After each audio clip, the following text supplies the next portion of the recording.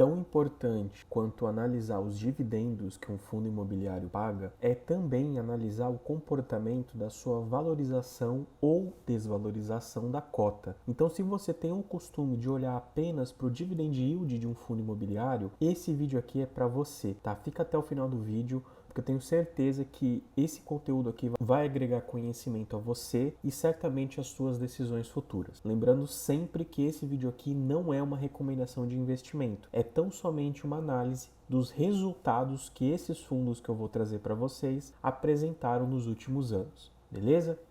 Pessoal, é o seguinte, eu trouxe aqui para vocês 5 fundos imobiliários, sendo que 3 deles são fundos de tijolos e 2 deles são fundos de papel. Tá? Então a ideia aqui é analisar o retorno total que todos esses 5 fundos aqui trouxeram nos últimos 5 anos, tá? Então tenha em mente que a gente está partindo de um início de 5 anos atrás. Então é como se a gente tivesse aportado nesses fundos aqui lá em 2018 e a gente vai verificar agora qual foi a rentabilidade que nós teríamos tido nessa situação. Então é o seguinte, os fundos de tijolos que eu selecionei são 3 excelentes fundos, inclusive bem renomados, né, bem conhecidos no mercado, tá? Eu tô falando do HGLG11, do ALZR11 e do XPLG11, tá? São 2 fundos de logística, né, que é o HGLG e o XPLG, e o ALZR, que é um pouco híbrido aí, né? Tem vários imóveis e também de logística no seu portfólio. Já os fundos de papel, eu trouxe 2, que são 2 fundos bem conservadores, tá? Que é o HGCR11 e o KNCR11, tá? 2 fundos de papel extremamente defensivos que buscam aí, que prezam pela qualidade do seu crédito. Então é o seguinte, quero que vocês analisem esses gráficos aqui junto comigo. Olha só que interessante. Lembrando que eu estou pegando dos últimos 5 anos, tá?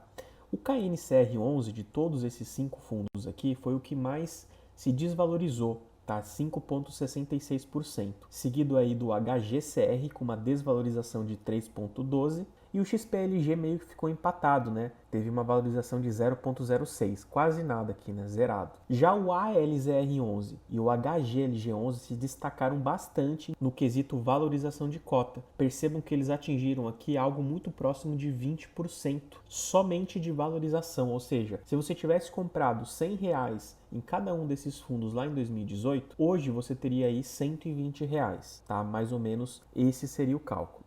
Agora eu quero que vocês se atentem para os gráficos que vão aparecer aqui na telinha, porque eu vou começar a considerar agora o retorno total desses fundos imobiliários. Então eu vou começar lá pelo KNCR, olha só que interessante, quando eu pego o retorno total dele, a gente percebe que ele teve aí 35,94, quase 36% de retorno, tá? Isso considerando o reinvestimento dos dividendos, tá? Já olhando agora o HGCR11, a gente percebe que ele teve um retorno bem mais relevante, né? 75,35%. Um retorno bem interessante aí, considerando em 5 anos, né? Então a gente está falando de algo em torno de 15% ao ano. Olha só que interessante. Agora olha só que interessante, né? Eu vou pegar aqui o XPLG e vamos ver o retorno total que ele deu. 49,88%, ou seja, ele deu um retorno maior do que o KNCR, porém abaixo do HGCR11, tá? Até relativamente bastante abaixo, né? Agora olhando para os 2 últimos fundos, né? O ALZR11 e o HGLG11, olha só como o panorama muda bastante. Primeiro o ALZR11, considerando o reinvestimento dos dividendos, nós teríamos uma rentabilidade nominal de 86,44%, ou seja, quem investiu em ALZR11 lá em 2018 teve uma rentabilidade maior do que todos esses outros fundos aqui que a gente já citou. Ou seja, nem sempre aquele fundo de papel que costuma pagar mais dividendos vai ser aquele fundo que vai te entregar uma maior rentabilidade. É por isso que é importante analisar não apenas o dividendo que o fundo paga, mas também a qualidade dele, porque geralmente os fundos com qualidade costumam ter uma valorização natural da cota, que é o caso do ALZR11. E é claro, né, que o fundo de papel tem uma maior dificuldade em valorização de cota, porque naturalmente a cotação dele tende a seguir aí o valor patrimonial. Já nos casos de fundo de tijolos, né, sobretudo aqui nesses 2 que eu selecionei, o ALZR e o HGLG, eles costumam ser negociados sempre com ágio. Então isso acaba interferindo também na rentabilidade final dos fundos. Para finalizar aqui, pessoal, vamos dar uma olhadinha no HGLG, né? Olha só que interessante. 97,11%, ou seja, de todos esses 5 fundos que eu selecionei, nos últimos 5 anos, se você investiu R$ 100 em HGLG lá em 2018, hoje você teria aí algo muito próximo de R$ 200, ou seja, de quase 100% o valor que você investiu.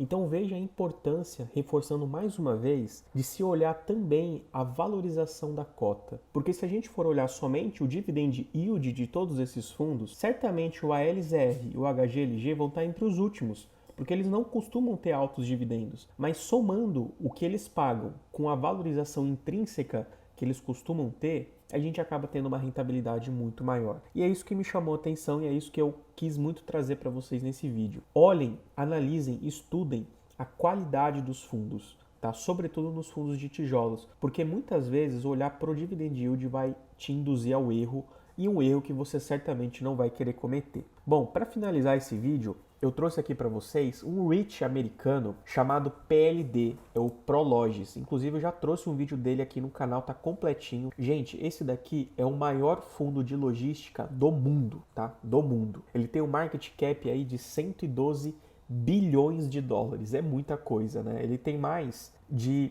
5.500 propriedades, ou seja, 5.500 imóveis. Esse fundo é muito grande. Ele está localizado em vários países, né? Mais de 90% nos Estados Unidos, mas ele tem também uma pequena parte aí no México, no Japão, na França, na Alemanha, enfim. Eu já trouxe aqui um review desse fundo no canal. Se você quiser entender um pouco mais dele, recomendo que você assista o vídeo que eu já trouxe aqui.